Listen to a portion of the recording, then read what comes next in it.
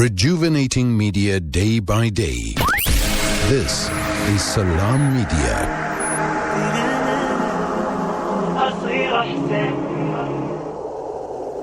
Right now, we're going across, focusing on the one-year anniversary of what has been playing out between Russia and Ukraine. We are joined this morning by the press attaché of the Embassy of Russia to South Africa, Alexander Arefiev. Alexander, good morning to you and welcome to the show. Good morning. Thank you very much for the invitation. Yes, we've already seen so much being said, so much being written, analysis being done on the last year on this conflict between Russia and Ukraine. And we see a lot of predictions that are being made in terms of how much longer will this conflict take place, considering that this has had serious consequences, not only for Russia and Ukraine, but for the entire world. Yes, indeed, it had consequences, and if I may add, these consequences echoed across the globe due to the efforts of our Western partners, so-called partners, because the West is doing everything it can to make it war longer and make the consequences for the entire world graver, with their constant weapons supplies, with their constant military support for Kiev regime, and introducing sanctions. Not just against Russia, but other countries as well, and threatening other countries with sanctions if they continue doing business with Russia, or any country for that matter that the collective West doesn't seem like friendly towards it. So yes, the West is balancing the world model of normal relations, and that's what it's been doing for this entire time, even long before the conflict in Ukraine started. Yes. Now, clearly, this year has meant a lot for Russia. It has had consequences for Russia as well. And when you speak about the West and the West, saying that a victory would be about weakening Russia and as what they term as an aggressive imperialist state. Well, I would like to point your attention to the fact that the West only he puts all the bets, puts everything on military victory. I mean Russia's military defeat. Well, depending on how you look at it. So this only means that the West has zero interests whatsoever with regards to diplomatic resolution of the conflict. So it has been so since 2021, because I remind you that late in 2021 in December, Russia introduced the mutual guarantees draft agreement, and we submitted this to the Western capitals. We wanted to resolve all the issues with regards to Ukraine and NATO peacefully, but what we got in response was nothing more than arrogance and complete disrespect to Russia's position and Russia's security concerns. So as far as Russia is concerned, this conflict would never taken place if the West just took a serious look into what we were proposing. So we basically were left with no choice. And yes, the West turned into real warmongers. So even the top diplomats, like EU top diplomat Joseph Borrell, he constantly urges for continuing fighting. So this is top diplomat, mind you. So the West has no interest in peaceful resolution. They want conflict to go on because, some Western companies directly benefit from this conflict. So the main beneficiary is Washington, and as long as Washington wants this conflict to go on, it will go on, unfortunately, causing more destruction, causing more losses, causing more casualties, and so on and so forth. So the Kiev regime, unfortunately, in terms of peaceful resolution, it's not acting independently on the international stage. It's completely dependent on its Western masters' will. And their Western masters' will is go on fighting, regardless of casualties, regardless of everything, just go on fighting. So yes, this is the grim reality. Of course, Alex, there are a lot of global agendas that are playing out, and one cannot rule that out. And that is the reason why you're saying that a diplomatic solution is proving to be extremely difficult or even impossible at times. Just looking at Russia, looking at Russian society and the impact this war has had on Russian society. You mean what is the impact of the conflict on Russian society? Yes, yes, yes. Well, if we speak about the economic consequences, I mean, we're mainly focusing on the sanctions here. Well, just a quick brush here. So, well, I can say that, well, Russia does not feel the pinch of the sanctions. Of course we do, but we are adapting, and our economy proved to be strong enough to withstand this, well, unprecedented pressure from the Western countries, I mean, from the collective West and other countries who joined the sanctions regime against Russia.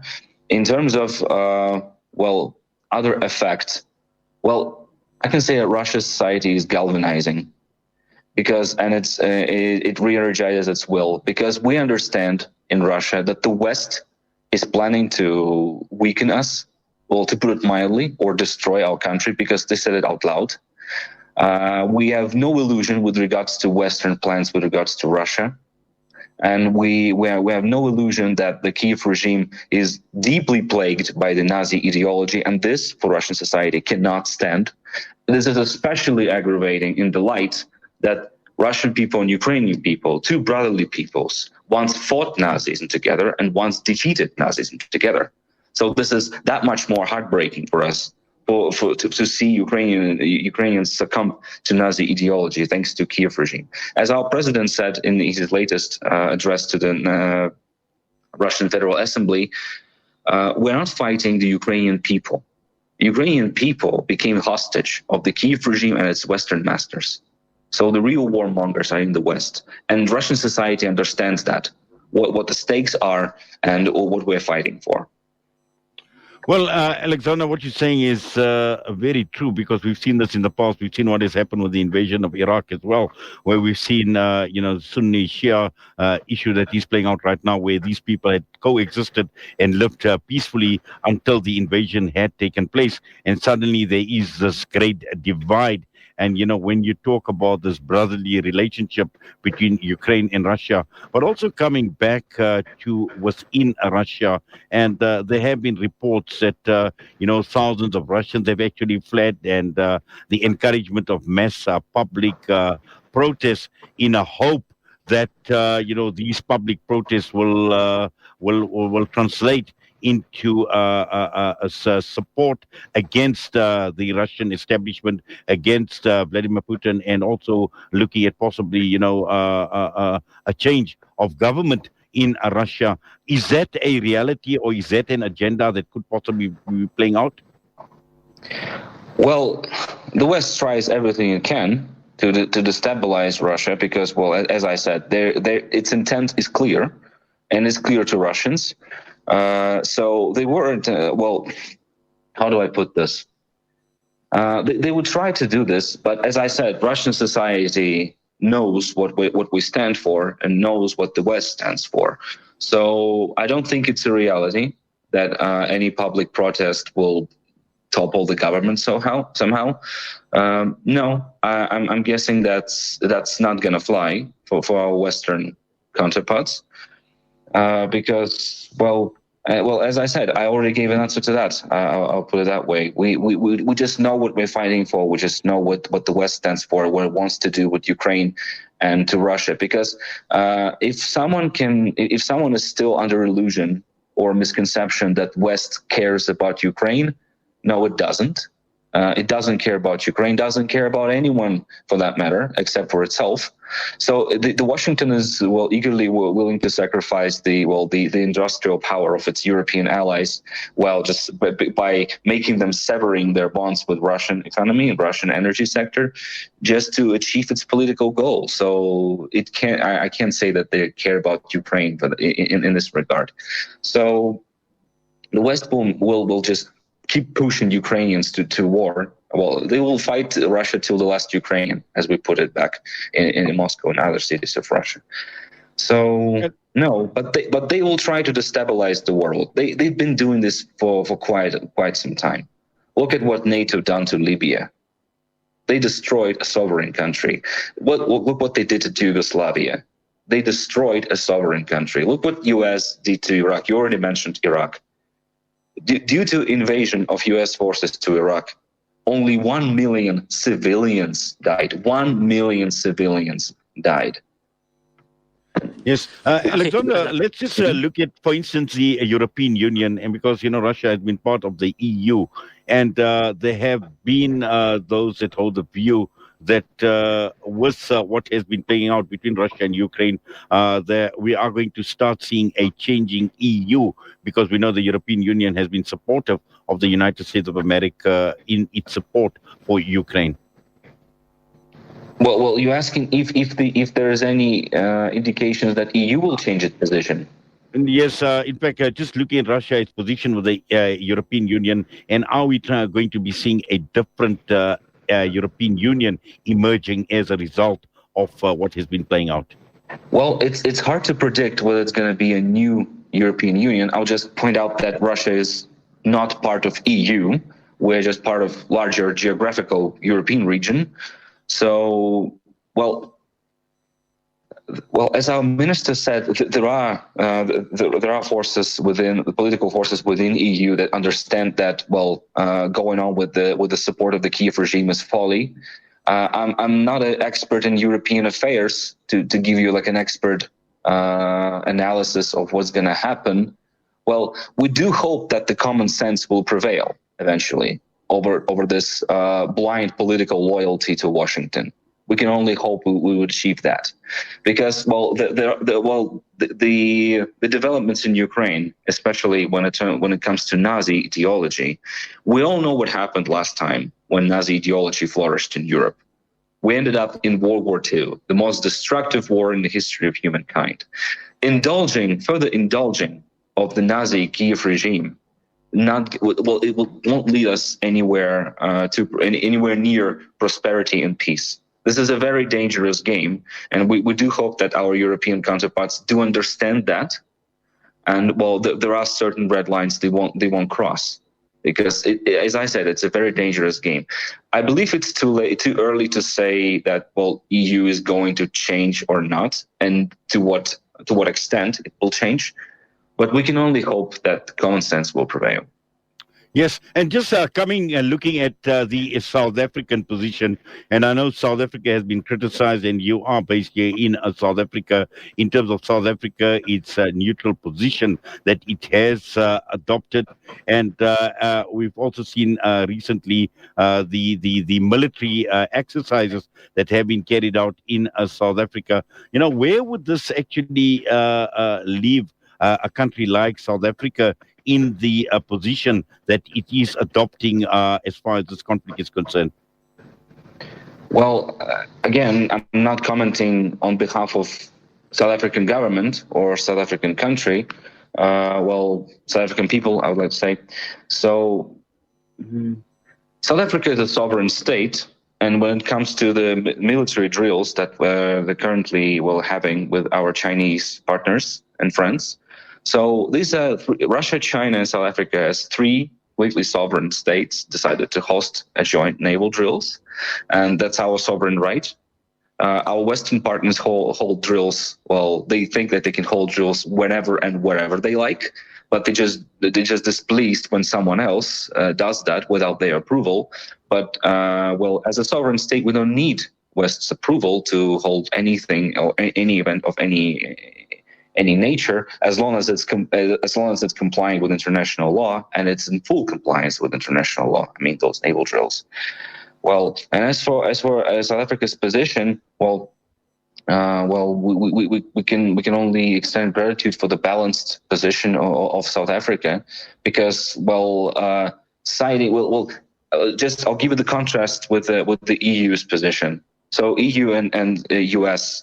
They can no longer pretend that they're going to be a mediator in any diplomatic process that might come in future, because they sided with one side of the conflict. They're no longer neutral. So this is not a path to peace. They decided to enter the conflict. They stoking the flames of those conflict. So this is no way close to mediating, or their position does not contribute to peace in any possible way. Because, I just remind you with what happened in Turkey in early 2022 in March. when we were about to start the true negotiations about the peaceful resolution of the Ukrainian conflict. But no, Kyiv regime sabotaged every single initiative that has been on table. Russia, as a gesture of free will, it even withdrew forces from Kyiv capital. Kyiv rushed to declare it a victory of some sort, which just moved the troops away from capital as a gesture of free will. But no, they declared a military victory. They scrapped the entire negotiation process, and we get back what we are, to fighting and shooting. So this proves further that the West has no intent to peace. But when it comes to positions of other countries, neutrality or this balanced neutral position, this is a good start for peaceful resolution. So this is a common ground. We're closer to peace on this position than that's worshipped by the West. Alexander, how concerned are you, and how concerned is Russia on the impact that this war is having, particularly looking at poorer countries, looking at Africa, looking at African economies that have linked very, very strongly with Russia through food imports, through tourism, and the like as well. And, looking at South Africa as well, we are part of BRICS, Russia and China, and clearly there are concerns because on a social level, on a socio-economic level, we see food shortages, we see hunger on the increase as well, and I'm sure that is of major concern. It is a matter of concern. Of course, it is a matter of concern. Well, Russia has long been developing and enhancing its friendly relations, brotherly relations with African nations, so we take it close to heart. I can say that. So again, the West, in its pure double standards manner, they introduced sanctions that disrupted the supply chains and disrupted the trade routes across the globe. And now they put all the blame on Russia, that Russia started the conflict in Ukraine. Not the conflict in Ukraine itself provoked the humanitarian and food crisis and putting the poorest countries in danger. No, the sanctions did. The sanctions did. No one forced West to put the sanctions on. First of all, and moreover, these sanctions are illegal in the first place. It's not according to international law. The states cannot introduce sanctions just on in the blink of an eye, just on a whim. But the West did just that, and that's putting the poorest countries at risk. Well, I can say that Russia is ready to supply the fertilizers and provide the poorest countries with food. We are cooperating with the UN food program in this regard. So we do supply some of the humanitarian aid from our part. So we put our share into this, and there are mechanisms that we can address those issues, like the upcoming Russia-Africa summit in St. Petersburg. I'm sure if our African partners and friends will voice this concern, will give us a detailed insight into the situation, and this is a platform for a frank and open discussion. I'm sure we can figure something out. Because it is not. Russia stands for multipolar world, where the regions of the world, countries of the world, are free to speak their mind, are free to stand to their position, have the fair chance of cooperating and benefit from mutual cooperation based on understanding. So, and the Russia-Africa Summit is one of those platforms when we can reach such understanding. So, yes, as you mentioned, it is a matter of concern that the poorest countries are endangered because of the irresponsible sanctions policy pursued by the West. It is a matter of concern, and we're ready to work with our African partners to resolve this issue. So, and I guess this is it. It's just one of the sorry. I just recalled that one of the recent articles in the German language newspapers called Express. One of the recent developments in this field were that the reports that the grain, which was supposed to go to the poorest countries under the Black Sea grain deal, were instead supplied to Spain in order to feed pigs. So this is the modus operandi of the West. It would rather feed pigs than help those in need. But as I can say, we can resolve this situation. We can think over a solution. We can work a solution. Yes, and just finally, how much longer can this war be sustained? Because there are those who hold the view that we are in for a long haul, and we are looking at a good few years ahead in terms of this conflict. Just your thoughts, Alexander? Again, hard to predict. Well, as far as Russia is concerned, we would rather not start a special military operation at all. If our security concerns were duly addressed, we could figure a diplomatic solution. It's hard to predict. I'm just not trying to falsely encourage that it's gonna not gonna last long, or on the contrary scare the audience or just depress the audience with the news that it's gonna last longer. It's hard to predict because the conflict is still raging on. The West is still inventing of new ways to prolong this conflict or push other countries into this conflict. We're doing everything we can to make it shorter, to make it end, because when Russia intervened, we need to understand that Russia intervened to stop the war that the Kiev regime has been waging against the Donbas region all this time. We didn't come to start the war; we came to stop it. So we would rather, of course, the war, the desire for peace is natural for humans. We understand that. Same goes for Russia.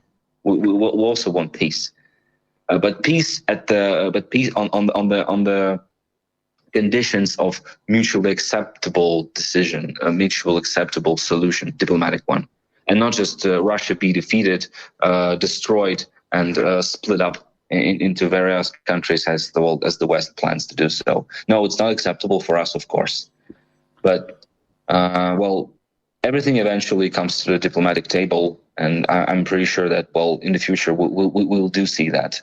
It's not going to be forever, that's for sure. Well, Alexander, I must say thank you very much for that and taking time out of your busy schedule, being with us this morning here on SalaaMedia and unpacking what you have and providing us with an update. We wish you all the best. Please take care. Thank you very much. Stay safe. Alexander Arefiev, press attache of the Embassy of Russia, with us this morning on the first anniversary of the conflict and the war between Russia and Ukraine.